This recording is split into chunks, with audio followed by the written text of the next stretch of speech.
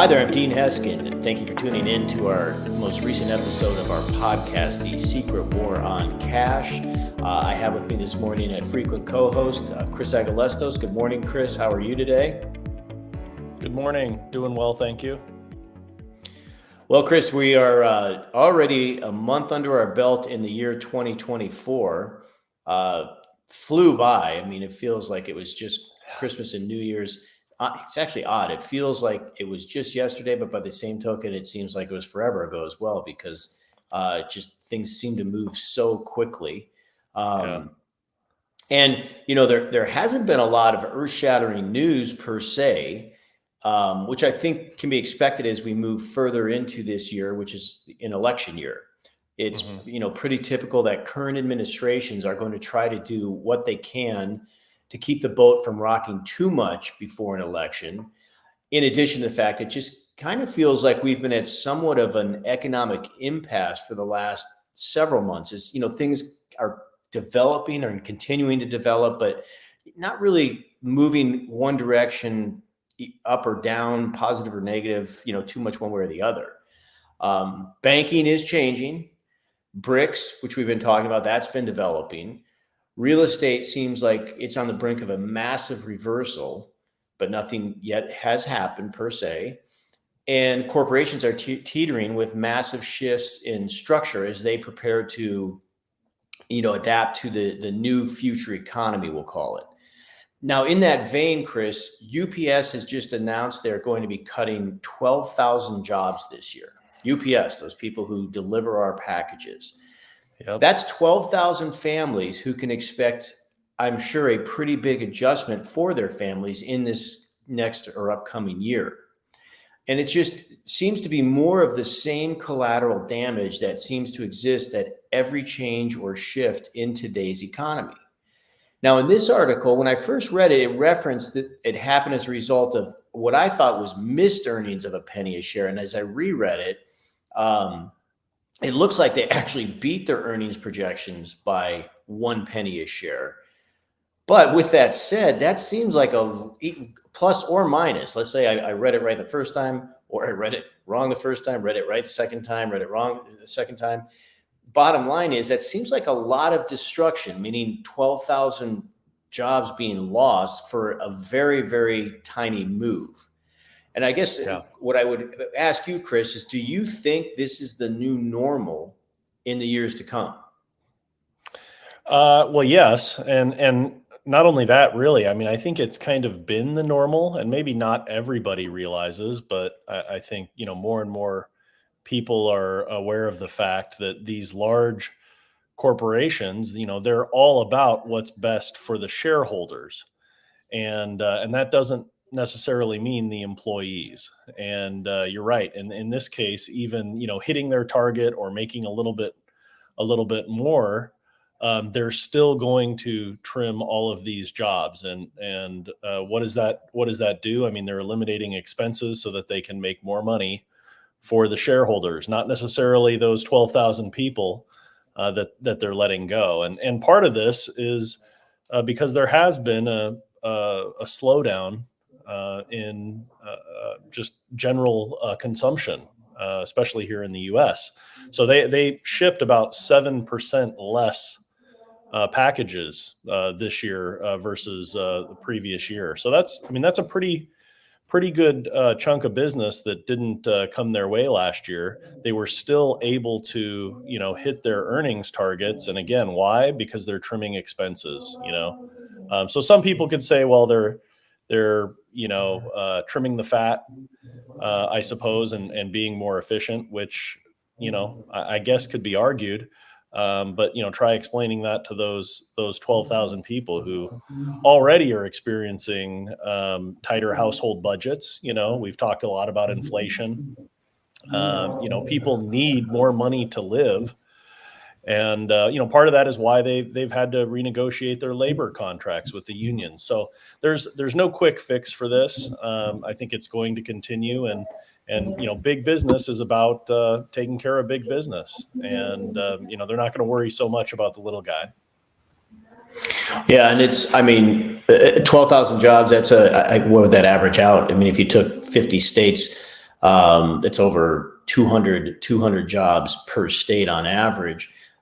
Certainly, some states are going to have far more of those cuts than others. Yeah. But this is just one company. I mean, this is Right.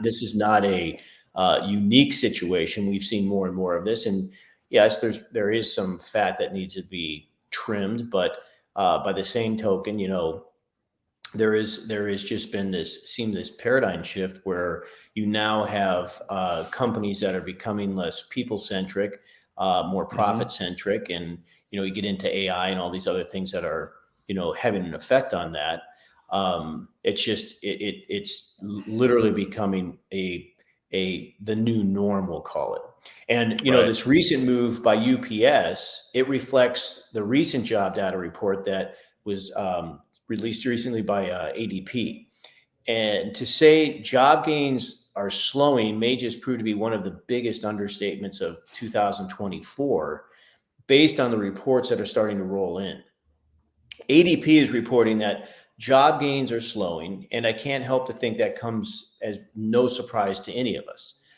AI Yeah. is taking over, as I just mentioned a moment ago, long-standing jobs everywhere. Retail outlets are closing down at an epidemic rate. There are bank closures. Real estate is on the brink of a collapse, they're saying, as we just discussed. When will enough be enough and it all come to a head? I mean, Chris, I don't want to put you on the spot and ask you for a prediction, but if you were to make a prediction, what would it be when it comes to the job market and the future of the economy? Yeah. Well, fortunately for me, this is a pretty easy prediction because we just have to look at, what is happening in the markets that is, causing these shifts and the slowdown. For example, we've talked recently about AI, taking jobs. That's growing quickly. So I think we're going to continue to see exponential growth there. Consumption is down, right? People have tighter budgets, so they're spending less money. That means companies like UPS, are going to be downsizing and trimming their labor force.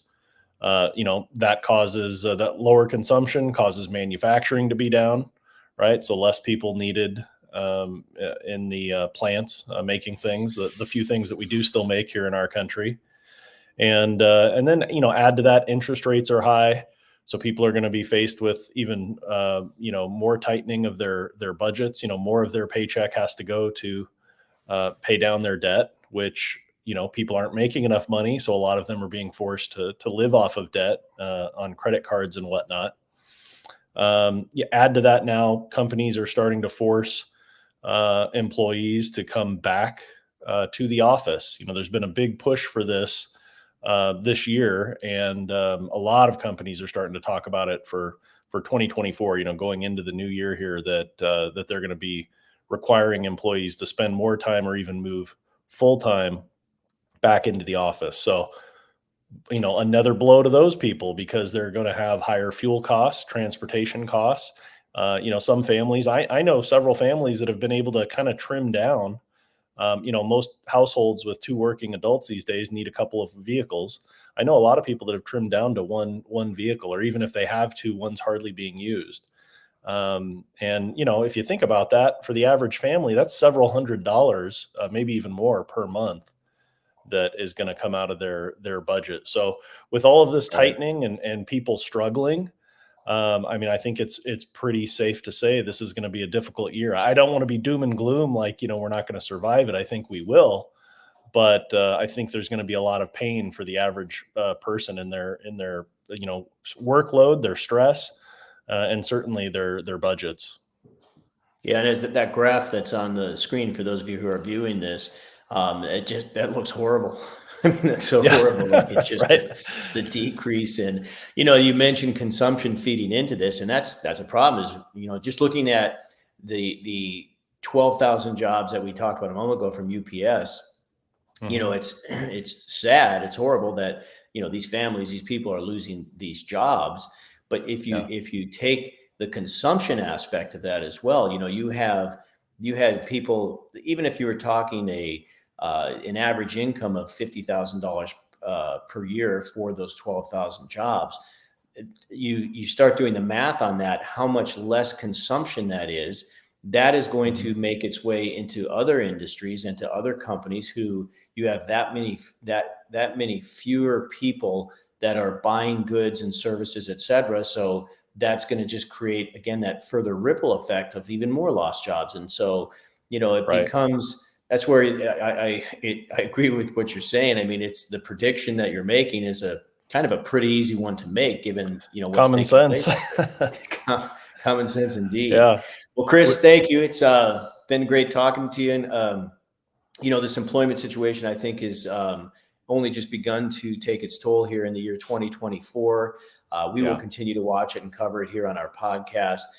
For those of you tuning in, if you haven't subscribed to our podcast, please do so. And if you're not following us on social media, that's a great thing to do as well, to have access to some of the reports and articles or commentaries that we'll put out about these changing things in our economy. If you'd like to leave us a comment, we'd love to hear what your thoughts are, as we roll along here into 2024. So again, this is Dean Heskin. This is the Secret War on Cash podcast. I've been with Chris Agelastos, and we look forward to when you tune in next time. If you're in need of any information or have questions, feel free and contact our offices at 1-800-289-2646, or you can visit us online at www.swissamerica, that's all one word, SWISS America.com. Thanks again for tuning in, and until next time, have a great day. Take care.